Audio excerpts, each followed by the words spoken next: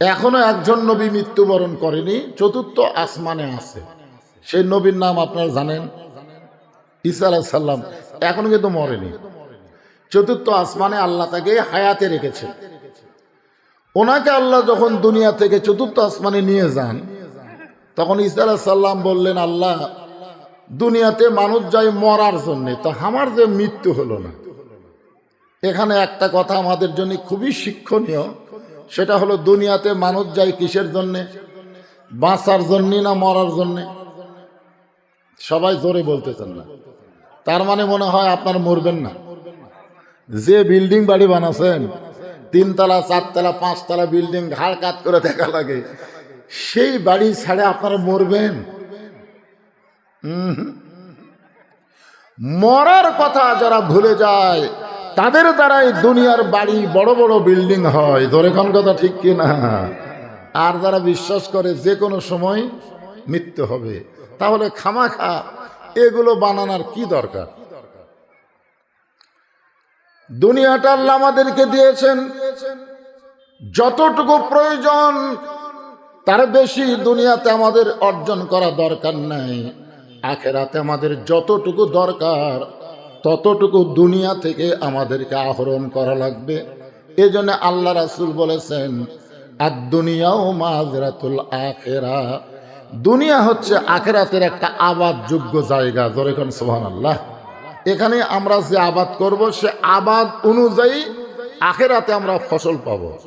এখন আমরা দুনিয়াতে যে কাজ কাম করতেছি, আমরা যে মরবো এটা আমাদের মনেই নেই। আপনারা সবাই বলেন তো, দুনিয়াতে আমরা বাঁচার জন্যে না মরার জন্যে? ঈসা আলাইহিস সালাম বললেন, আল্লাহ, মানুষ দুনিয়াতে যায় মরার জন্য, আমার যে মৃত্যু হলো না, আমার কি মৃত্যু হবে না? আল্লাহ বলেন, ঈসা, দুনিয়ার সবার মৃত্যু হবে, শুধু একজনই মৃত্যুবরণ করবে না, তিনি হলেন আল্লাহ। তিনি কে? আল্লাহ সূরা রহমানের মধ্যে বলেছেন, কুল্লু মান আলাইহা ফানিউ ওয়া ইয়াবকা ওয়াজহু রাব্বিকা যুল জালালি ওয়াল ইকরাম। আল্লাহু আকবার। শুধু একজনই মরবে না, তিনি কে? এমন কি যে আজরাইল আমাদের জান কবজ করে, ওই আজরাইলেরও কিন্তু মৃত্যু হবে। এক সময় আল্লাহ বলবেন, আজরাইল, মৃত্যু থেকে আর কেউ বাকি আছে? আজরাইল বলতেছে, আল্লাহ, আর কেউ নাই। আল্লাহ বলে, ভালো করে দেখতো আর কেউ আছে? না না, আমি খুঁজে খাজা দেখছি আর কেউ নাই। আল্লাহ বলতেছে, আছে রে, ভালো করে দেখেন। না আল্লাহ, আর তো কেউ নাই। আল্লাহ বলে, তুই? যেই কইছে তুই, তখন আজরাইল কয়, আল্লাহ, আমাকে যে মরা লাগবে, এই কথা আগে জানলে আমি কারো জান কবজ করতাম না। এখন আল্লাহ বলে, মর। আজরাইল বলতেছে, আমার জান কবজ করেন। আল্লাহ কয়, আমি তো কবজের পার্টি না, কবজের পার্টি হলো তুই, তোর জান তুই কবজ কর। ওই সময় আজরাইল যে একটা চিৎকার মারবে ভাইজান, আসলে জাআত সাকারাতুল মাউত হক, মৃত্যুর চাইতে সত্য কিছু নাই। জোরে কোন কথা ঠিক কিনা? আমরা সবাই মারা যাব, এর উপর কোনো সত্য কথা নেই। অথচ আমাদের চাল চলন, কথাবার্তা, হিসাব নিকাশে মনে হচ্ছে না যে আমরা মরব। এখনকার ছেলে পেলে যেভাবে চলতেছে, R15 হুন্ডা লিয়া, হাই রে হাই, মোটর সাইকেল কোনো ঢপই নাই। কালকে একটা দেখলাম ট্যাঙ্কি দুলের মতন উঁচে, তারপরে দোপা, তারপরে সিট আবার উঁচে। এটা কি রে, হেলিকপ্টার নাকি রে? ওরা যখন চলে খালি মোটর সাইকেল এরকম এরকম করে, মনে করে যে আর মরবি না। প্রত্যেক ধাপে ধাপে আমাদের হায়াত কমে যাচ্ছে, আমরা কবরের দিকে অগ্রসর হচ্ছি। ধরে কোন কথা ঠিক কিনা? খালি একটা বিশ্বাস খেয়াল করেন, তাহলে আমার দ্বারা, আপনার দ্বারা কোনো অন্যায় অপকর্ম হতে পারে না। একটু মনোযোগ দিয়ে শুনবেন। ঈসা বলে, আল্লাহ, তাহলে আমার মৃত্যু কি চতুর্থ আসমানে হবে? আল্লাহ বলেন, ঈসা, তোমাকে আবার দুনিয়াতে প্রেরণ করব। ঈসা বলতেছেন, আল্লাহ, আবার কবে নবী করে দুনিয়াতে প্রেরণ করবেন? আল্লাহ বলে, নবী করে নয়, বিশ্ব নবীর উম্মত করে তোমাকে প্রেরণ করা হবে। মানে আমাদের নবীর উম্মত করে আল্লাহ আবার দুনিয়াতে পাঠাবে, এ কথা শোনার সাথে সাথে ঈসা আলাইহিস সালাম 4 রাকাত নামাজ আদায় করেছে। যেরকম সুবহানাল্লাহ। আপনারা বলেন তো নামাজ মানুষ কখন পড়ে? আল্লাহ কয় কে রে ঈসা নামাজ পড়ার কারণ কি? বলে আল্লাহ আমাকে নবী করে দুনিয়াতে পাঠাইছিলেন, আমি তত খুশি হইনি, বিশ্ব নবীর উম্মত করে পাঠাবেন এইটা শোনার পরে তার চাইতে কোটি কোটি গুণ খুশি। ধরে কোন সুবহানাল্লাহ। তাহলে আমরা সেই নবীর উম্মত যেই নবী জান্নাতে ঢুকবে না যতক্ষণ পর্যন্ত আল্লাহ আমাদেরকে জান্নাত না দিবে।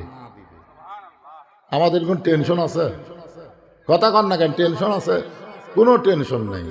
আছেন আমার মুক্তার, আছেন আমার ব্যারিস্টার, সেই বিচারের হাইকোর্টেতে তিনি আমায় করবেন পার। আমি পাপী রাসূল জাবিন্দার। এমন একজন নবী পাইলাম যেই নবী ঘোষণা করেছে দুনিয়াতে তোমরা যতই পাপ করো, মরার সময় যদি ঈমান নিয়ে কবরে আসতে পারো, আমি রাসূল ওয়াদা দিলাম তোমার হাত ধরে জাবিন করে জান্নাতে পৌঁছায় দেব। কত বড় সৌভাগ্যবান যে তোমরা যতই পাপ করো কোনো সমস্যা নাই, কিন্তু মরার সময় ঈমান লিয়া মরা লাগবে। এখন আপনারা বলেন বর্তমানে বাংলাদেশের মুসলমান নামক যারা মরতেছে এরা কি ঈমানের সাথে মরবার পারতেছে? আপনাদের কি মনে হয়? আমি যতটুকু কোরআন হাদিস গবেষণা করে বুঝতেছি ঈমান নিয়ে মরা খুবই কঠিন। কারণ বাপ নামাজ পড়ে বেটা নামাজ পড়ে না, দাদা নামাজ পড়ে নাতি নামাজ পড়ে না। এখন দাদা মনে করতেছে আমি তো 5 ওয়াক্ত নামাজ পড়ি, বাপ মনে করে আমি তো 5 ওয়াক্ত নামাজ পড়ি, আমি জান্নাতে যাব। আপনারা কি মনে করতেছেন? তাই আল্লাহ বলেছেন কো আনফুসাকুম ওয়া আহলিকুম নার, জাহান্নামের আগুন থেকে যদি বাঁচতে চাও তো একলা বাঁচলে হবে না, সবাইকে নিয়ে বাঁচা লাগবে। ধরে কোন কথা ঠিক কিনা? আজকে আমাদের মতন হুজুররাও বড় বিপদে আছে যে আমরা হুজুররা আমল করা জান্নাতে যাব। আল্লাহ কয় অত সোজা না। তুমি কেমন হুজুর? পৃথিবীর সবচাইতে বড় হুজুর পিটন খাইছে। জোরে কোন কথা ঠিক কিনা? মা আয়েশা রাদিয়াল্লাহু যখন আল্লাহর নবীকে গোসল করাই দিচ্ছেন, এক সময় গোসল করাতে গিয়ে দেখে নবীর চেহারা চাঁদের মতন, কিন্তু শরীরের মধ্যে কালো কালো দাগ। মা আয়েশা বললেন ইয়া রাসূলুল্লাহ চাঁদের মতন চেহারা, চাঁদের মতো বললে ভুল হবে, চাঁদের চাইতেও সুন্দর আপনার চেহারা হুজুর, কিন্তু গায়ের জামা করলে আপনার গোটা দেহ এত কালো কালো দাগ। আপনার কি কোনোদিন বসন্ত ব্যারাম হয়েছিল? আল্লাহর নবী ছোট বাচ্চার মতন কান্না শুরু করে দিলেন। আয়েশা বলে হুজুর আপনার কান্দার কারণ? রাসূল বলে আয়েশা রে, এটা কোনো বসন্তের দাগ না, এটা হলো কাফের বেঈমানদের কাছে কলেমার দাওয়াতের দাগ। তো আয়েশা বলে হুজুর আপনি যে দোয়া করেন আল্লাহ সেই দোয়াই শোনেন, তা আপনি একটু দোয়া করেন আল্লাহ যেন আপনার দেহের কালো দাগ গুলো ফর্সা করে দেয়। আল্লাহ রাসূল বলে আয়েশা তুমি তো জানো না, আমি যখন মেরাজে গেছিলাম তখন আল্লাহ বলেছিল যে তায়েফের ওই পাথরের দাগগুলো আমি সব মুছে দেব। আমি বলেছিলাম না, এই দাগের বিনিময়ে আমার গুনাহগার উম্মতকে আমি জান্নাতে নিয়ে যাব। জোরে কান সুবহানাল্লাহ। তাই সব বলতে যে হুজুর আপনি যদি আঘাতের দাগের বিনিময়ে আপনার উম্মতগুলোকে জান্নাতে নিবার চান, তাহলে সেই উম্মতের শরীরে দাগ থাকার দরকার আছে না নাই? তখন আল্লাহ রাসূল বললেন আমার দ্বীনের উপর, আমার তরিকার উপরে হক পথে যারা চলবে বাতিলের দ্বারা তারা আঘাত প্রাপ্ত হবে হবে। আজকে আপনি তেলতেলা ইসলাম মনে করতেছেন, আমার মতন শান্তির কেউ নাই। আমার কোনোদিন পুলিশও খোঁজে না, আমি সারাদিন ঘুরে বেড়াই, সারা রাত ঘুম পাড়ি, 5 ওয়াক্ত নামাজ পড়ি। বুঝলেন? আল্লাহ রাসূল ফজরের নামাজের পরে সাহাবীর দিকে মুখ ঘুরাই, রাসূল তাকায় দেখে এক সাহাবীর চোখ রক্তের মতন লাল। আল্লাহ রাসূল বললেন আমাদের সকলের চোখ সাদা, আর তোমার চোখ এরকম লাল কেন? সাহাবী বললেন, ইয়া রাসূলুল্লাহ, এশার নামাজ পড়ার পরে আমি যখন বাড়িতে গেলাম, বাড়িতে যাওয়ার পরে আমি যখন ঘুমের দোয়া পড়লাম, ঘুমের আগে একটা দোয়া আছে না নাই? আল্লাহুম্মা বিইসমিকা আমুতু। এই আমুতু বলার সঙ্গে সঙ্গে আমার মৃত্যুকে এত ভয় হলো, হুজুর আর আমি ঘুমাতে পারলাম না। আমি ঘুম না পেরে কোরআন শরীফ তেলাওয়াত শুরু করলাম। আমি কোরআন তেলাওয়াত করতে করতে নামাজ শুরু করলাম। আমি নামাজ পড়ে আবার কোরআন তেলাওয়াত করলাম। আমি তওবা করলাম, কান্নাকাটি করলাম। এরকম করতে করতে আমার সারা রাত চলে গেছে, আমি ঘুমাইতে পারি নাই। অতিরিক্ত কান্না করার কারণে হয়তো আমার চোখ দুইটা রক্তের মতন লাল হয়ে গেছে। এ কথা সারা রাত কি পারেনি, কথা কয় না কেন? ঘুম পারেনি, কোরআন পড়ছে, জিকির আজকার করছে, তওবা তাসির করছে, নামাজ পড়ছে। কান্নাকাটি করার কারণে চোখ দুইটা হয়তো রক্তের মতন লাল হয়ে গেছে। এত সুন্দর কথা শোনার পরে রাসূল বললেন, নাউজুবিল্লাহ, নাউজুবিল্লাহ।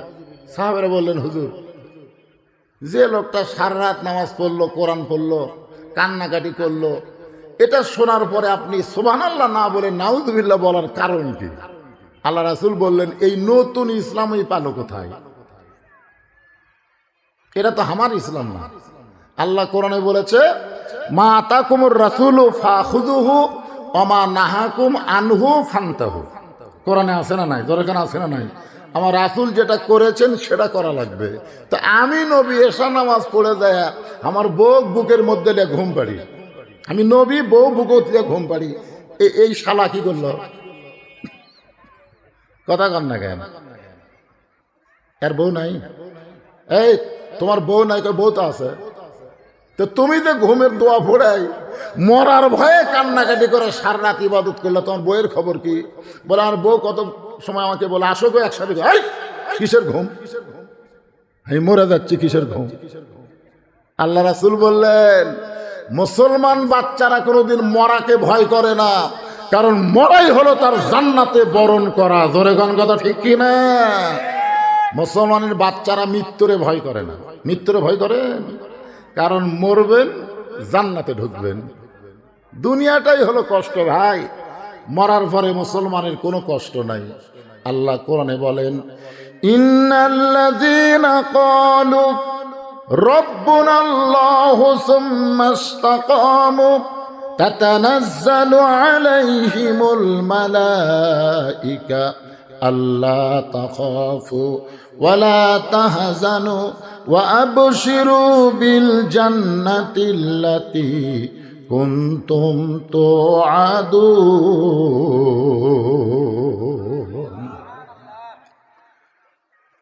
এখানে কি বলা হচ্ছে? নিশ্চয় যারা আল্লাহকে রব বলে স্বীকার করে এর প্রতি অটল থাকবে। অটল বোঝেন? চারিদিকে তাকান যাবি না, এরকম তাকান যাবি না। কোন দিকে? শুধু আল্লাহর খেয়াল বাদ দিয়ে অন্য কারো খেয়াল যদি আপনি অন্তরের মধ্যে নিয়ে আসেন, তাহলে মরার সময় ঈমান নিয়ে মরা খুবই কঠিন হবে। কথাটা মনোযোগ দিয়ে শুনবেন। আপনার কি বিরক্ত হচ্ছেন? দেখেন আল্লাহ কি বলতেছেন। নিশ্চয় যারা আল্লাহকে রব বলে স্বীকার করবে, ক্বালু রাব্বুনাল্লাহ, রব বলে স্বীকার করে ইস্তেকাম, এর প্রতি অটল থাকবে। আল্লাহর প্রতি যারা অটল থাকতে যাবে, তাদের উপর নানা রকম বিপদ আপদ মুসিবত আসবে। কার কথা? জোরে কোন কার কথা? কেউ যদি বলে আমার কোনো বিপদ নাই, আমি সারাদিন ঘুরে বেড়াই, সারা রাত ঘুম পাড়ি, আমার কোনো টেনশন নাই, তাহলে বোঝা গেল সে আল্লাহকে রব বলে স্বীকার করে নাই। রব বলে স্বীকার করার সঙ্গে সঙ্গে এর প্রতি যারা অটল থাকবে, আল্লাহ বলেন, ওয়ালা নাবলুওয়ান্নাকুম বিশাইয়্যিম মিনাল খাউফি ওয়াল জুই ওয়া নাকসিম মিনাল আমওয়ালি ওয়াল আনফুসি ওয়াস সামারাতি ওয়া বাশশিরিস সাবিরিন। বিপদ আপদ মুসিবত আছে না নাই? হ্যাঁ, একটু মনোযোগ দিয়ে শুনবেন। এমন একজন নবী পাইছি, ভাগ্য গুণে আমরা যে কোরআন থেকে তাফসীর শুনব, যে কোরআন থেকে আমরা আলোচনা শুনব, আপনার বলেন তো এই কোরআনের মধ্যে কোনো সন্দেহ আছে? জোরে কোনো সন্দেহ আছে? আজকে দেখেন বাংলাদেশের মুসলমান মুখে যে কথা বলতেছে কোরআনের মধ্যে কোনো সন্দেহ নাই, সেই কোরআন শিক্ষার আন্দোলন আমাদের বাংলাদেশের মুসলমানের নাই। যদি মুসলমানেরা কোরআনের উপরে কোনো শিক্ষা নাই, কোরআনের মধ্যে কোনো সন্দেহ নাই, এই বিশ্বাস করে যদি কোরআন বিজয়ের আন্দোলন করত, তাহলে আজকে প্রাইমারি সরকার বিল্ডিং বানা দেয় আর কেরাতুল কোরআন মাদ্রাসা টিন দিয়া করা লাগে। মাদ্রাসার দিকে তাকাইলেই মনে হয় ভিক্ষা ছাড়া এই শিক্ষার কোনো দাম নাই। একটাই দাম হলো ভিক্ষা করা। ধরে কোন কি কথা কন না কেন? আপনারা কি বলতেছেন? এই শিক্ষার মধ্যে কোনো সন্দেহ? কথা কন না কেন ভাই? সন্দেহ আছে? আছে? একদম বাগদম ঘোড়াডম সাজে, ঢাক ঢোলক ঝাঁঝর বাজে। তা আপনার বাচ্চার বয়স হচ্ছে 6 বছর, আপনি 6 বছরের বাচ্চাকে আপনি কোন জায়গায় ভর্তি করে দিবেন? আপনি যদি ইমানদার হন, এই জন্যে যারা মারা যাচ্ছে অধিকাংশ বেঈমান হয়ে মরতেছে। কারণ কি? ছেলে বড় হলেই সব প্রাইমারি যায়। আপনি বাবা হয়ে আপনার ছেলেকে জাহান্নামের মধ্যে ঢুকে দিলেন। আপনি বাবা হয়ে, বুঝলেন? বাবা হয়ে আমাদের জাতির পিতা হযরত ইব্রাহিম চড়কের উপরে বসে যখন কাঁদতেছে, জিবরাইল বলে কাঁদেন কেন? নিচের আগুন দাও দাও করে জ্বলতেছে, সেই কারণে ইব্রাহিম বলে না রে জিবরাইল, আমি নমরুদের আগুনের দিকে একবারও তাকাইনি, আমি তাকায় আছি আমার বাপের দিকে। আমার বাপ চড়কে রশি ধরে টানতেছে, আমাকে আগুনে ফেলে দিবে। এই কেমন বাপ? এটা কেমন বাপ? দুনিয়ার কোনো সন্তান বিপদে পড়লে বাবা বাবা বলে চিৎকার করলে বাবা সাহায্য করার জন্য দৌড়ে আসে। ধরে কথা কন না কেন? গত বছর সিলেটের এক বন্যায় দেখছি আমরা, সন্তানকে বাঁচাতে গিয়া বাবা নিজেই মারা গেছে। সন্তানকে হাতের উপর রেখেছে আর বাবা নিচে পানি খেতে খেতে মারা গেছে। সন্তানকে যা উদ্ধার করা হলো, বাবার দুনিয়াতে নাই। আজকে বাবারা সন্তানকে বাঁচানোর জন্য জীবন দেয়, আর আমার বাবা রশি ধরে টানতেছে আমাকে নমরুদের আগুনের চুলার মধ্যে ফেলে দেওয়ার জন্যে। আমি আগুনের জন্য কান্দি না, আমি কান্দি এমন বাপের সন্তান হওয়ার কারণে। আমার ভাগ্য এত বড় খারাপ যে আমার বাবা আমাকে আগুনে ফেলে দিবার চাই। আজকের ওই সন্তানরা আল্লাহর কাছে কাঁদবে যে আমার ভাগ্য এত খারাপ, আমার বাবা ইচ্ছা করে আমাকে একদম বাগডুমের মধ্যে ভর্তি করে দিছে। আমি ছোট ছিলাম, বেগুনা মাসুম ছিলাম, আমি বুঝতে পারি নাই। আমার বাবা ইচ্ছা করলে আমাকে কোরআনের মাদ্রাসায় দিবার পারত, কিন্তু আমার বাবা মাদ্রাসায় না দিয়া মিথ্যা শিক্ষার মধ্যে ভর্তি করে দিছে। আমি আর ছাড়লেও আমার বাপকে ছাড়বো না। ধরে কোন কথা ঠিক কিনা? আজকে শুধু মুখে বললে হবে না যে কোরআনের মধ্যে সন্দেহ নাই, তো বেটা আকডুমের মধ্যে পাঠান কেন? আজকে মুসলমান যদি বিশ্বাস করত কোরআন হলো সর্বশ্রেষ্ঠ শিক্ষা, যেই শিক্ষা মানুষের সবকিছু পরিবর্তন করে দেয়, তাহলে বাংলাদেশের কোনো প্রাইমারি টিকতো না, সব প্রাইমারি মাদ্রাসা হয়ে যেত। জোরে কোন কথা কন না কেন ভাইজান? লাগে এ মাদ্রাসার জন্য হালখাতা করা লাগে, দাওয়াত করে গরু খিলান লাগে। হ্যাঁ, কি কষ্টে আছি আমরা। সত্যি করে অন্তর থেকে বলেন, এই কোরআনের মধ্যে কোনো সন্দেহ জোরে কোন আছে? সন্দেহ নাই? কারা কারা বলতেছেন সন্দেহ নাই? 2 হাত তোলেন তো দেখি।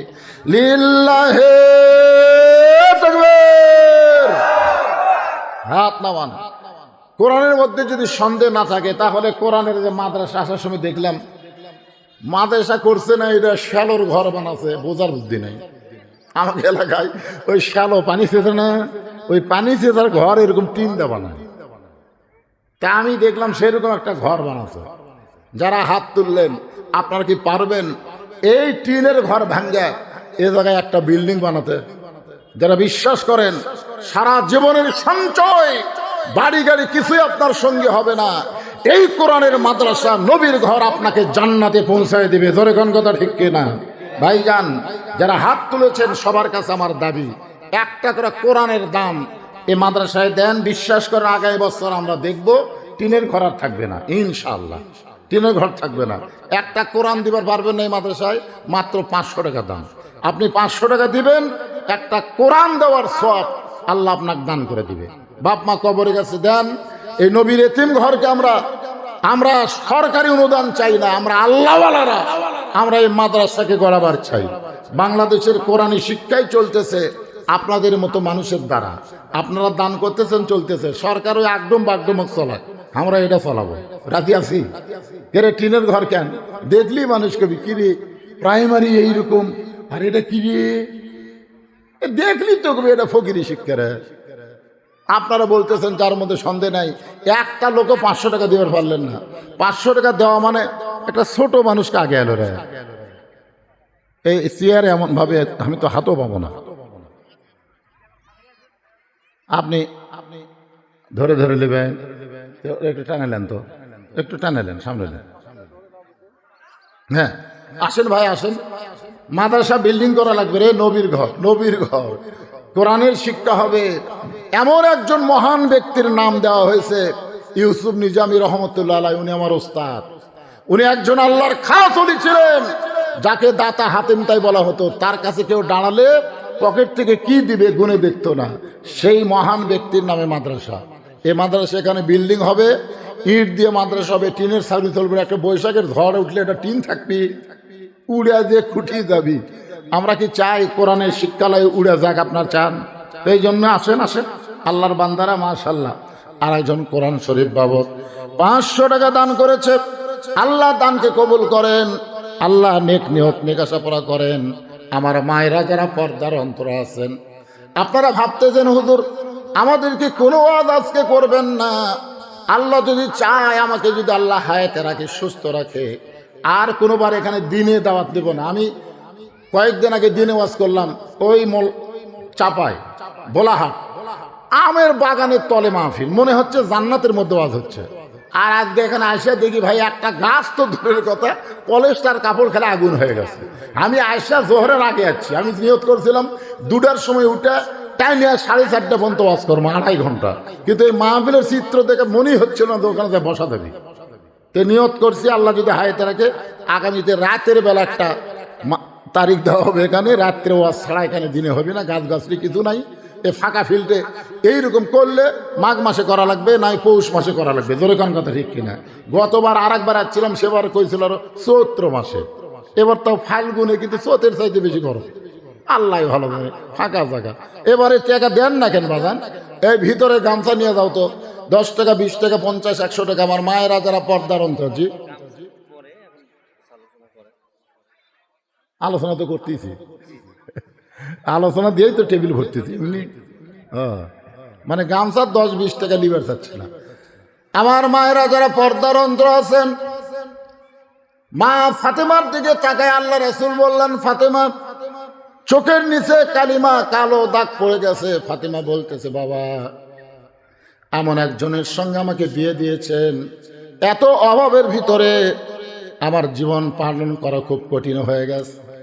আল্লাহ রাসূল বলেন, ফাতেমা তুমি যদি জান্নাতে যাবার চাও, তাহলে আল্লাহ পাক এই দুনিয়াতে তোমাকে কষ্ট দিবে। তুমি নবীর মেয়ে হওয়ার পরে জান্নাতে হবে, এটা কখনোই মনে করবা না। জান্নাতে যদি যাবার চাও, তাহলে 4টা আমল করে তোমাকে জান্নাতে যাওয়া লাগবে। মাশাআল্লাহ, এই ফাঁকে আল্লাহ তোমার একজন বান্দা 1000 টাকা, 2টা কোরআনের দাম 1000 টাকা আমি গুনাহগারের হাতে দান করেছে।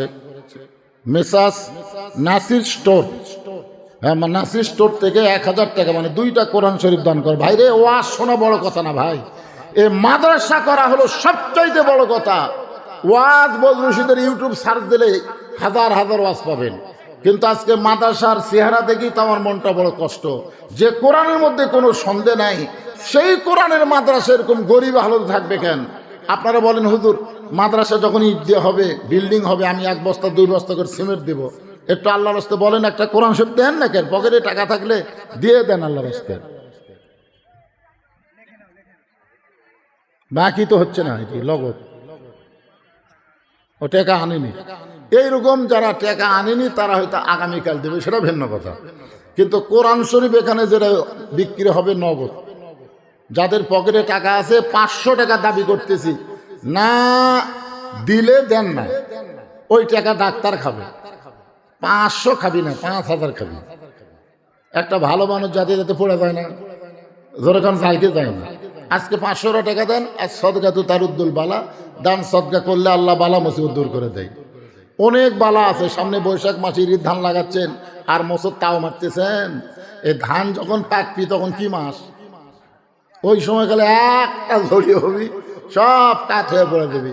আর আজকে আপনার দান করেন, সমস্ত বালা মুসিবতের হাত থেকে আল্লাহ আপনাদের আবাদকে হেফাজত করবে। ভাই দেন না আল্লাহর একটা কোরআন শরীফ নবীর মাদ্রাসায় দেন। 1000, 2000, 5000 টাকা দেওয়ার মতো লোক এখানে আছে। এখানে প্রধান অতিথির কাছে আমি টাকা চাবো না, সে নিজের ইচ্ছাই দিবে, সভাপতি সাহেব নিজের ইচ্ছাই দিবে। অতিথি যারা আছে তারা নিজের ইচ্ছাই দিবে, তাদের কাছে আমার চাওয়ার দরকার নাই, তারা নিজ ইচ্ছাই দিবে। আমার মায়েদের জন্য 5টা মিনিট ওয়াজ যদি না করি, মায়েরা যাবে আর বলবে এত মেয়ের আমরা গেলাম, হুজুর আমাদের কোনো ওয়াজ করলো না। মায়েদের একটাই মাত্র ওয়াজ হলো পর্দা। ও মা, আপনি নামাজ পড়েন, রোজা করেন, আপনি যা করেন করেন, কিন্তু পর্দা যদি আপনার না থাকে, আপনি একটা ইবাদত আল্লাহর দরবারে কবুল করাতে পারবেন না। মেয়েদের ইবাদত কবুল করার শর্তই হলো পর্দার ভিতরে থাকতে হবে, বেপর্দা হয়ে চলবে না। আপনারা কি এই যে গামছার টাকাটাও দেবেন না? এই ভাইরা, আসরের আজান হচ্ছে তাই, হ্যাঁ, ভিতরে একটু গামছা নিয়ে যাক, ব্যাগ নিয়ে যাক, সবাই 10, 20, 50, 100 টাকা করে দিয়ে দেন, দিয়ে দেন, আল্লাহর রাস্তে দিয়ে দেন, হবে। কিন্তু শয়তান অনেককে বুঝাবে, এই সময় আদায় শুরু করতে সহজা। এই জন্য ভাই গামছা দিলে অসুবিধা কি, ভিতরে ব্যাগ দিলে সমস্যা আছে? হ্যাঁ, এই নামো, ভিতরে নামো, ভিতরে নামো। মেয়েদের মধ্যে আলাদা আদায়ের ব্যবস্থা আছে। আর আপনারা যারা 500, 1000 দিবেন চলে আসেন, সবাই তো এক মানেন না রে। হ্যাঁ, এখানে আসছেন জান্নাতের বাগানে, জান্নাতকে নিয়ে যান। নবীর এতিম মাদ্রাসায় একটা কোরআন বাবদ 500 করে টাকা দিবেন, 1000 টাকা দিবেন, 2000 টাকা দিবেন। এখানে 5000 টাকা দেওয়ার মতো একজন আল্লাহর বান্দা কোরআন শরীফ বাবদ 500 টাকা দান করেছে। আল্লাহ যদি বাপ মা কবরে যায়, এই দানের ওসিলায় বাপ মার কবরকে জান্নাতের টুকরা বানায় দেন, আল্লাহুম্মা আমিন। হ্যাঁ, গামছা নিয়ে নামেন, এতক্ষণ নামে না কেন? গামছা পাটির নামে না কেন? আপনারা বুঝতেছেন না? হ্যাঁ, সময়ের দিকে খেয়াল করবেন। আজান হয়ে গেলে তখন শয়তান আর কাকু বসে থাকতে দিবেন। এখানে যদিও বিশাল জামাতে গতবারও নামাজ হয়েছে, এবারও হবে ইনশাল্লাহ। হ্যাঁ, এই জন্য এখানেও আজান হবে, এখানেও জামাত হবে। তারপরেও অনেকে আবার উঠে যাবেন মিন শারিল ওয়াসওয়াসিল খান্নাস, ভিতরে একটা খান্নাস আছে, খান্নাস উঠে দিবে। আমার মায়েদের জন্য পর্দার কথা বলতেছি মা। আল্লাহ কোরআনে বলেন, অকরনা ফি বুয়ুতিকুন্না ওয়ালা তাবাররাজনা তাবাররুজাল জাহিলিয়াতিল উলা। পকেটে টাকা থুয়ে দান করতেছেন না, কোরআনের কোনো সন্দেহ আছে? জোরে কোন সন্দেহ আছে? জালিকাল কিতাবুল লা রাইবা ফিহ, আল্লাহ কোরআনে প্রথমেই বলেছেন। আর কোরআনের প্রথম শব্দ হচ্ছে একরা। একরা মানে পড়ো, একরা মানে পড়ো। পড়তে বলতে আল্লাহর নবী কিন্তু পড়েন নাই। এক সময় জিবরাইল বললেন, হুজুর আপনি পড়েন। রাসূল বললেন, জিবরাইল আমি কি পড়ব? আগে জানতে হবে পড়ার ধরন কি। আল্লাহ বললেন, বিইসমি রাব্বিকাল্লাযী খলাক, সে আল্লাহর নামে পড়েন যে আল্লাহ তাআলা আপনাকে সৃষ্টি করেছেন। হ্যাঁ, মায়েদের মধ্যে আদায় করে, মায়েরা তো টাকা দিবে, বুঝতেছেন? লোক আছে, সেট আছে। আচ্ছা, মায়েরা আল্লাহর রাস্তায় দান করবেন। মেয়েদের মধ্যে কে আদায় করতেছে? মেয়েরাই আছে। আচ্ছা, আমার মায়েরা, আপনাদের টাকায় যেন মাদ্রাসা বিল্ডিং হয়। মা, বাপ মা কবরে গেছে, বাপ মার রোহের মাগফিরাতে সকলে দান করবেন। বাবা কান্দে, মা কান্দে, কবরে শুয়া দেখলি না রে দরদের বেটা একবারও আসিয়া।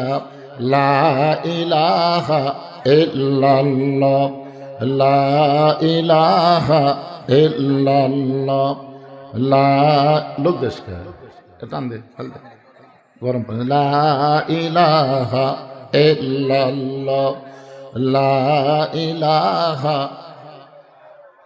লা ইলাহা ইল্লাল্লাহু মুহাম্মাদুর রাসূলুল্লাহ সাল্লাল্লাহু আলাইহি ওয়াসাল্লাম। আমি তোর নামটা কি? আবুল বাশারকে বলবো যে আর এই দিনের বেলা মাহফিল করা যাবে না, করলেও করা লাগবে পৌষ কিংবা মাঘ মাসে।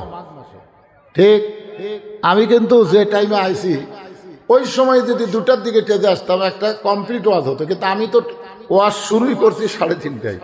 আমাকে খেয়াল করা লাগতেছে 4:45টা, কারণ এর আগেও দিনের মাহফিল আমি দেখছি আজান দেওয়ার পরে আর ওয়াজ চলে না। আমি চিন্তা করলাম এখানকার মূল মাকসাদ হলো মাদ্রাসাকে, আমাকে বলছে হুজুর সামনেবার আমি আস্তে আস্তে মাদ্রাসা আমি ইট দিয়ে করতে পারি। আমি সেই নিয়তে, কোরআনে কোনো সন্দেহ নাই, এ বিশ্বাস আপনারা করলেন। আর প্রাইমারি সরকার করে দিবে, আর আল্লাহর একটা নবীর মাদ্রাসা আপনারা করে দিবেন। মাত্র 500 টাকা করে টাকা চাইলাম, মনে করছিলাম যে 100-200 লোক যদি 500 করে টাকা দেয় অন্তত 10,000 ইট কিনা মাদ্রাসা তো শুরু করা যাবে ইনশাল্লাহ। কিন্তু আপনারা তা করলেন না ভাইজান। টাকা চাওয়ার কারণে আপনারা সব মন খারাপ করলেন। হ্যাঁ, কি করবেন? টাকা পকেটে রাখে কি করবেন? কোনো লাভ নাই। প্রথম অবস্থায় শুরু করছি, দুনিয়াতে আমরা এসেছি মরার জন্যে। ধরে কান কিসের জন্যে? মরার লাগবেই। যারা চলে গেছে বাপ মা, তারা আজকে কি অবস্থা আছে, তাদের রুহের মাগফিরাতে আমরা একটা মাদ্রাসা করে দেই। এখানে বাচ্চারা কোরআন পড়বে, কোরআনের শিক্ষায় শিক্ষিত হবে। আল্লাহ পাক এই মাদ্রাসাকে কবুল করুক। যে আল্লাহর ওলির নামে মাদ্রাসা, আমি তার জীবন থেকে সামান্য একটা কথা বলি, যার নামেই মাদ্রাসা করা হয়েছে। আমি তার খাদেম ছিলাম, দীর্ঘ 2 বছর তার খেদমত করেছি। হযরত ইউসুফ নিজামী রহমতুল্লাহ আলাইহি, ওনার বাড়ি কিন্তু চিটাগাঙ্গে বাড়ি। উনি বগুড়া জামিল মাদ্রাসায় দীর্ঘদিন থেকেছেন, এবং জামিল মাদ্রাসা আগে ওরকম ছিল না, এখন যেরকম আছে। তো একদিন আমরা মাদ্রাসায় ছিলাম, মাদ্রাসায় কোনো খাবার নেই। সবাই হুজুরকে গিয়ে বলল, হুজুর মাদ্রাসায় তো খাবার নাই। উনি সঙ্গে সঙ্গে দরজা বন্ধ করে দিলেন।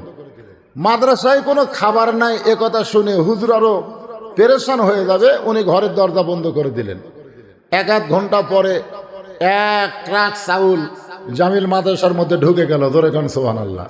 তখন কিন্তু মোবাইল ছিল না, এখন নাই মোবাইল ছিল। ভাই রে, ও অটো গুদাম অটোর মালিক ভাই, আমার ছাত্ররা না খায় আছে। তখন তো মোবাইল ছিল না যে হুজুর দরজা বন্ধ করে মোবাইল করবে। এখন তো মোবাইলের যুগ, ধরে কান ঠিক কিনা?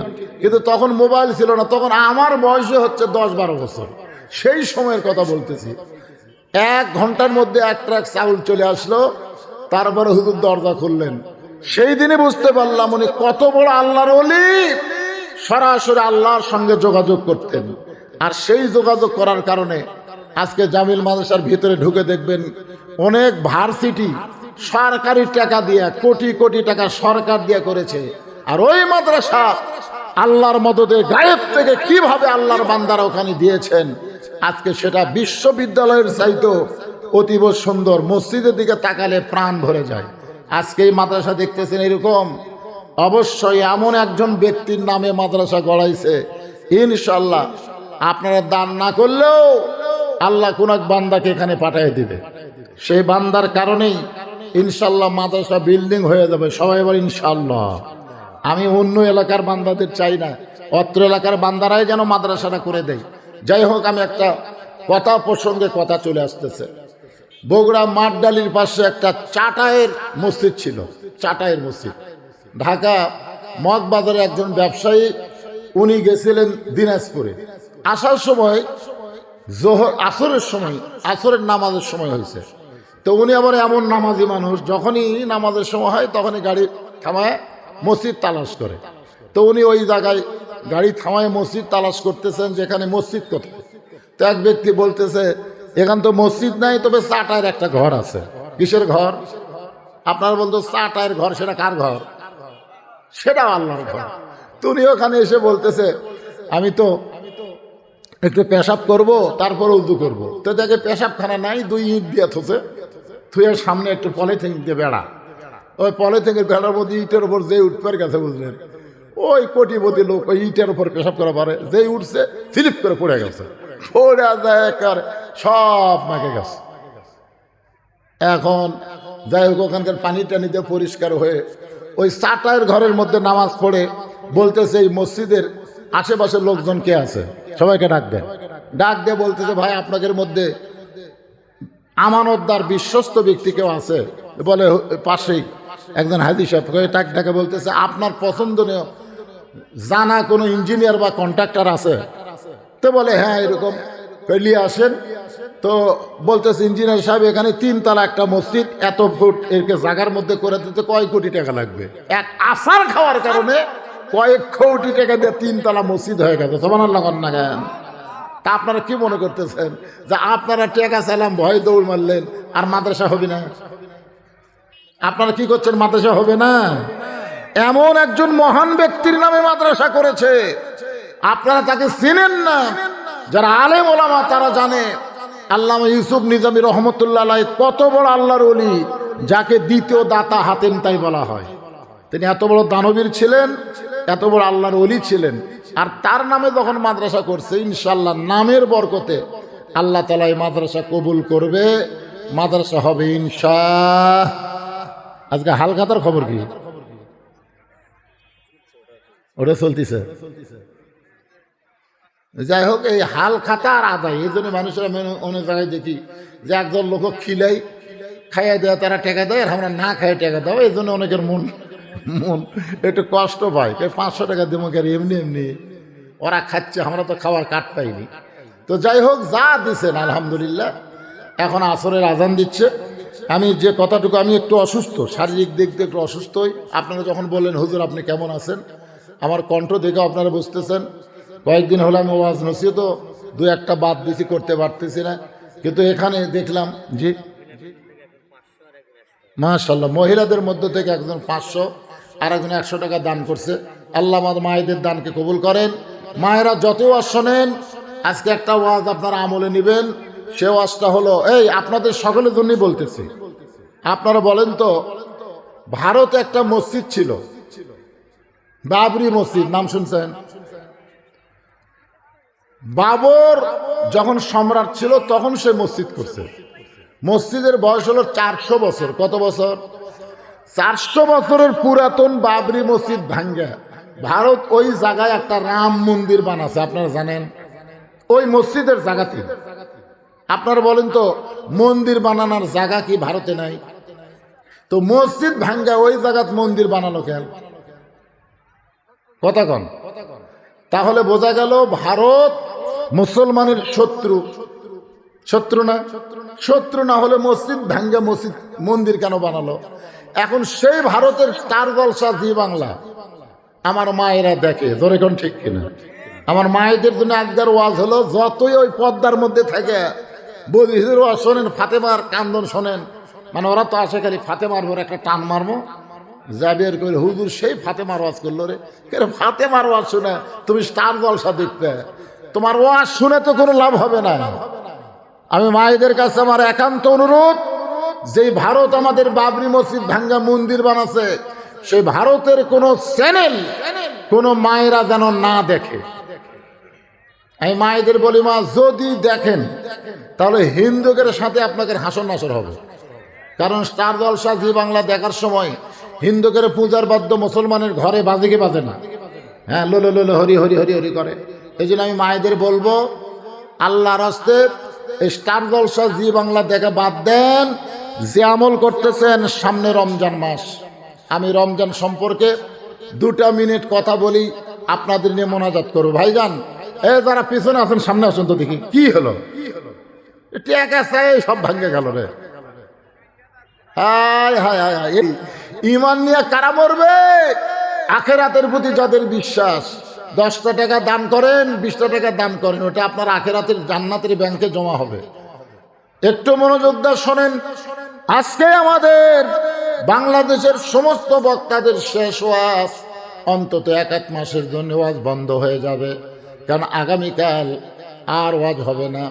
কারণ আগামীকাল আমরা তারাবির নামাজ, জোরে কোন ঠিক কিনা? রমজানের চাঁদ আসমানে দেখা যাবে। রমজানের চাঁদ যখন দেখতে পাবো, একটু মনোযোগ দিয়ে শোনেন, আমরা রোজার চাঁদ উঠলে রোজা রাখার নিয়ত করি, আর আল্লাহর নবী রজবের চাঁদ ওঠার সাথে সাথেই বলতেন আল্লাহুম্মা বারিক লানা রজবা ওয়া শাবান ফি রজবা ওয়া শাবান ওয়া বাল্লিগনা রমাদান। আল্লাহ রমজান পর্যন্ত আমার হায়াত বাড়ায় দাও, আর রজব শাবানের বরকত দান করো। নবী যদি রমজান পর্যন্ত হায়াত কামনা করে, তাহলে নবীর উম্মত হিসাবে আমাদের রমজান পর্যন্ত হায়াত আল্লাহ দিয়া দিছে। ধরে কোন সুবহানাল্লাহ। আর একটা দিন পর রমজান মাসে রোজা, আল্লাহ কোরআনে বলেছেন কুতিবা আলাইকুমুস সিয়াম কামা কুতিবা আলাল্লাযীনা মিন ক্বাবলিকুম লাআল্লাকুম তাত্তাকুন। রোজা তোমাদের জন্য ফরজ করা হয়েছে, তোমাদের পূর্ববর্তী যারা ছিল তাদের উপরেও রোজা ফরজ ছিল। আমাদের পূর্ববর্তী যারা ছিল তাদের উপর রোজা ছিল, কিন্তু আমাদের মতন এরকম রমজান মাস দিয়ে একটা মাস তাদের রোজা ছিল না। যাই হোক, আল্লাহ বললেন লাআল্লাকুম তাত্তাকুন, আশা করা যায় রোজা রাখার কারণে তোমরা মুত্তাকি হতে পারবা। কারণ নামাজ তোমরা আদায় করো, এই নামাজটা আল্লাহর জন্যও পড়ো, আবার মানুষকে দেখানোর জন্যও নামাজ পড়ো। এরকম নামাজ আছে না নাই? আল্লাহর জন্যও পড়ে, আবার মানুষকে দেখানোর জন্যও নামাজ পড়ে। দেখবেন 5 ওয়াক্ত নামাজ পড়ে না, জুমার দিনে সবার শেষে আগে যায়। আল্লাহ বলেছেন ফাওয়াইলুল লিল মুসাল্লিন, এরা কিন্তু মুসল্লি না, এরা হলো মানুষকে দেখানো নামাজ আদায় করে। তার মানে বোঝা গেল আল্লাহর জন্যও নামাজ পড়ে, আবার মানুষকে দেখানোর জন্যও নামাজ পড়ে। তোমরা যারা যাকাত দাও, আল্লাহর জন্য যাকাত দাও, আবার ফেসবুকে ভাইরাল করার জন্যে ভিডিও করে মানুষ অনেক সময় যাকাত দেয়। তার মানে কি বুঝলেন? আল্লাহর জন্যও দেয়, মানুষকে দেখানোর জন্যও দেয়। তোমরা যারা হজ করো, আল্লাহর জন্য হজ করো, আবার আলহাজ না লিখলে তোমার মন খারাপ হয়। তার মানে বোঝা গেল নামাজ আল্লাহর জন্যে, মানুষকে দেখানোর জন্যে, হজ আল্লাহর জন্যে, মানুষকে দেখানোর জন্যে, যাকাত আল্লাহর জন্যে, মানুষকে দেখানোর জন্যে। কিন্তু তোমরা যখন রোজা রাখো, এই রোজা কেউ কোনোদিন কাউকে দেখানোর জন্য রাখে না। দেখানোর জন্য রোজা রাখলে মানুষের সামনে বলবে আমি রোজা আছি ভাই, রোজা আছি ভাই। যেমন আমরা ছোটবেলায় বলতাম, যখন আমাকে 8 বছর 7 বছর মনে আছে, আমার বয়সে কে তুই রোজা আছো? তো কই না আমি আছি রে। কতক্ষণ যাক তাই কই আমি রোজা আছি 10টা পর্যন্ত। যে 11টা বাজে তখন মা কয় মা তৃষা লাগছে পানি খাবো। তুই না 10 জনের কলি রোজা আছি। সবাই শুনলো তো। আপনারা বলেন তো, আপনার যে রোজা রাখেন এটা কি মানুষকে দেখানোর জন্যে? আচ্ছা, মানুষকে দেখানোর রোজা আছেন, কিন্তু যখন গোসলখানাত গেলেন, দরজা বন্ধ করে দিলেন, আপনি ঠান্ডা পানি মাথার উপর ঢালতেছেন, ওই গোসলখানার মধ্যে আর কেউ নাই, আপনার মাথার উপর দিয়ে পানি এইরকম দেখেন চোখের উপর দিয়ে, নাকের উপর দিয়ে, মুখের উপর দিয়ে, বুকের উপর দিয়ে পড়তেছে। আপনি একটু হা করে খালি ওই পানিটা ভিতর দিকে নিবার পারেন, তাহলে আপনার কলিজা তৃষ্ণায় ছটফট করতেছে, কিন্তু আপনার ঈমান বলতেছে কেউ না দেখলে আমার আল্লাহ দেখতেছে। আল্লাহ বলে বান্দা 16 ঘন্টা রোজা রাখে, এইটা মানুষকে দেখানোর জন্য রাখে না, এটা কেবলমাত্র আমি আল্লাহকে খুশি করার জন্য রাখে। তাই বলেছেন যারা রোজা রাখবে, তারা রোজার কারণে আল্লাহ তাদের মুত্তাকি বানায়া দিবে। রোজাই মানুষকে বিশ্বাস করায়, কেউ না দেখলেও। জোরে কান কে দেখে? কথা কন না কেন? কে দেখে? আল্লাহ দেখে। রোজাদারের জন্য 2টা পুরস্কার আছে। একটা পুরস্কার হলো সারাদিন রোজা রেখে যখন ইফতার সামনে নেবেন, ওই সময় দেখবেন একটা পুরস্কার, আপনার সামনে শরবত আছে, তরমুজ আছে, যাই হোক কিছু না থাকলেও তো মুড়ি মাখা আছে, আছে না নাই? 1 গিলাস ঠান্ডা পানি নাই, যেরকম আছে না নাই? আপনি বারবার ঘড়ি দেখতেছেন। ফেরেশতা কয় আল্লাহ কোল যা ছটফট করতেছে, মুখের সামনে খাওয়া আছে, ঘড়ি দেখে কে? আল্লাহ কয় তোরা কি বুঝবো রে, ওই ঘড়ি দেখতেছে আমার জন্য। ধরে গান সুবহানাল্লাহ। এই ইফতারের সময় আল্লাহ একটা পুরস্কার দেয়, যখন বান্দা ইফতার মুখে দেয়, সঙ্গে সঙ্গে আল্লাহ তাআলা একটা গায়েবী শান্তি তার কলিজার মধ্যে দেয়। ধরে কোন কথা ঠিক না? আর একটা পুরস্কার হলো রাইহান নামক একটা দরজা আছে, শুধুমাত্র যারা রোজাদার আল্লাহ ওই দরজা দিয়ে তাদেরকে জান্নাতে ঢুকাবে। ওই দরজা দিয়ে ঢুকানোর সময় সালামুন আলাইকুম তিবতুম ফাদখুলুহা খালিদিন। ফেরেশতারা বলবে তোমাদের প্রতি আল্লাহর সালাম, এ দরজা দিয়ে তোমরা জান্নাতে যাও। একটা রোজাদারও জান্নাতে ঢুকবে না, একটা রোজাদারও জান্নাতে ঢুকবে না। ফেরেশতা বলে আল্লাহ তোমার বান্দাদেরকে এই রাইহান নামক দরজা দিয়া তুমি জান্নাতে ঢুকতে বলেছ, আমরা তোমার সালাম দিলাম, কিন্তু সবাই দরজায় দাঁড়িয়ে আছে। ফেরেশতারা বলে এই দরজায় দাঁড়িয়ে আছো কেন? রোজাদার বান্দা বলবে আল্লাহ আমাদেরকে ওয়াদা দিয়েছেন আমাদের সঙ্গে দেখা করবে, এই জান্নাতের দরজায় আল্লাহ দেখা না করা পর্যন্ত আমরা একটা রোজাদারও জান্নাতে ঢুকব না।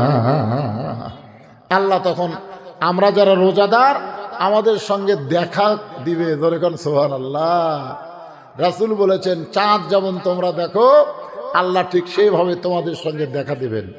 আমরা রোজা রাখবো তো ইনশা না কালো পর্দা দিয়ে ভিতরে কাম সারবো কি? আল্লাহ পাক আমি সময় বুঝেই কিন্তু আলোচনাটা শুরু করছিলাম। যাই হোক, কিছু লোকে যে মাদ্রাসার কথা, মাদ্রাসার টিনের ঘর দেখে আমাকে বললো হুজুর এখানে আগে পড়াতাম, এখন আবার একটা ঘর করছে। আসার সময় দেখি খুব ছোট্ট পরিসরে একটা ঘর করছে, কিন্তু এমন এক মহান ব্যক্তির নাম দিছে মাদ্রাসার। আল্লাহ তাআলা এই মাদ্রাসা কবুল করুক। এবং সামনে আগামীকাল তারাবি হবে, তারপর দিন থেকে রোজা শুরু হবে। আল্লাহ তাআলা আমাদেরকে সুন্দরভাবে যেভাবে আল্লাহ চাই সেভাবে রোজা রাখার তৌফিক দান করুক। সকলে বলে আমিন। আস্তাগফিরুল্লাহ আল্লাযী লা ইলাহা ইল্লা হুয়াল হাইয়ুল কাইয়্যুম আতুবু ইলাইহি লা হাওলা ওয়ালা কুওয়াতা ইল্লা বিল্লাহিল আলিয়্যিল আযীম। আল্লাহুম্মা আমিন। আল্লাহুম্মা আনতাস সালাম ওয়া মিনকাস সালাম তাবারাকতা ইয়া যাল জালালি ওয়াল ইকরাম। আয় আল্লাহ, দিনের বেলায় তোমার হাজারো বান্দা বান্দিরা আজকে দিনের কাজকামকে বাদ দিয়ে এসেছিল কঠিন রোদের ভিতরে, গরমের ভিতরে। আল্লাহ আমাকে ফ্যানের বাতাস দেওয়া হয়েছে, তারপরেও আমার গাও ঘামতেছে। এত গরমের মধ্যে তোমার বান্দারা অল্প সময়ের মধ্যে গুরুত্বপূর্ণ কিছু কথা শুনেছে। আল্লাহ মেহেরবানি করে আজকের মাহফিল আমাদের সকলের হেদায়েতের জন্যে, নাজাতের জন্যে, জান্নাতের জন্যে কবুল করে নেন। এই মাহফিলের শুরু থেকে শেষ পর্যন্ত যতটুকু আলোচনা হয়েছে আল্লাহ, এর মধ্যে যদি ত্রুটি হয়, ভুল হয়, মাফ করে দেন। এর জাহাদিয়া মঞ্জুর করেন। সোনার মদিনায় নবী পাক রওজা মোবারকে আল্লাহ আপনি কবুল করেন। তামাম আম্বিয়াই কেরাম, আসহাবে কেরাম, তাবিনী কেরাম, তাবা তাবিনী কেরাম, তামাম পৃথিবীর মাটির নিচে যত মুমিন মুমিনা আছে আল্লাহ সকলে আর ওয়াফরে হাদিয়া কবুল করেন। মাবুদ, তোমার নবীর এতিম ঘর মাদ্রাসাকে লক্ষ্য করে মাহফিলের আয়োজন করা হয়েছে। আজকে এই মাদ্রাসার মহব্বতে নগদে বাকিতে যারা দান করতেছে, গোপনে প্রকাশ্যে, আল্লাহ ঘরের ভিতরে সকলের দানগুলোকে জান্নাতের বিনিময় হিসাবে কবুল করে নেন। আল্লাহ এই মাদ্রাসার জন্য যারা শ্রম দিল, এই মাদ্রাসার জন্য জায়গা দিল, মাদ্রাসার জায়গা কেনার ব্যাপারে যারা সহযোগিতা করলো, আল্লাহ যিনি অক্লান্ত পরিশ্রম করে মাদ্রাসার পিছনে সময় দিচ্ছেন, আবুল বাশার সহ আল্লাহ সকলকেই কবুল করে নেন। আজকের মাহফিলের সম্মানিত সভাপতি, আজকের মাহফিলের সম্মানিত প্রধান অতিথি, বিশেষ অতিথিবৃন্দ, আলেম ওলামা, হাফেজ, কারিমাম, মুয়াজ্জিন, হাজী সাহেব, মুরব্বী, যুবক, কচিকাচা, পর্দার অন্তরালের মা বোনেরা, আল্লাহ সকলকেই আপনি কবুল করে নিন। খাস করে ফিলিস্তিনের মুসলমানকে আল্লাহ আপনি হেফাজত করেন। কোরআনের শিক্ষাকে চালু রাখার জন্যে, এই মাদ্রাসাকে অত্র এলাকার জন্য নূরের বাতি হিসাবে আল্লাহ আপনি কবুল করে নিন। আল্লাহর ওলি আমার ওস্তাদ ইউসুফ নিজামী রহমতুল্লাহ আলাইহির নামে মাদ্রাসা, আমার হুজুর যেমন জামিল মাদ্রাসা বিখ্যাত একটা মাদ্রাসা করে দিয়ে গেছেন, আল্লাহ তার নামেই মাদ্রাসাও যেন অত্র এলাকার মধ্যে একটা বিখ্যাত রূপ নেয়। আল্লাহ সেই তৌফিক আপনি দান করে দেন। আমি অসুস্থ আল্লাহ, আমার মতো যারা অসুস্থ হাত তুলেছে আল্লাহ সবাইকে সুস্থতার নিয়ামত দান করে দেন। সুবহান রাব্বিকা রাব্বিল ইজ্জাতি আম্মা ইয়াসিফুন ওয়া সালামুন আলাল মুরসালিন আলহামদুলিল্লাহি রাব্বিল আলামিন ওয়াজাল আখিরাতি কালিমাতুন ইনদাল মাউত লা ইলাহা ইল্লাল্লাহু মুহাম্মাদুর রাসূলুল্লাহ সাল্লাল্লাহু আলাইহি ওয়াসাল্লাম।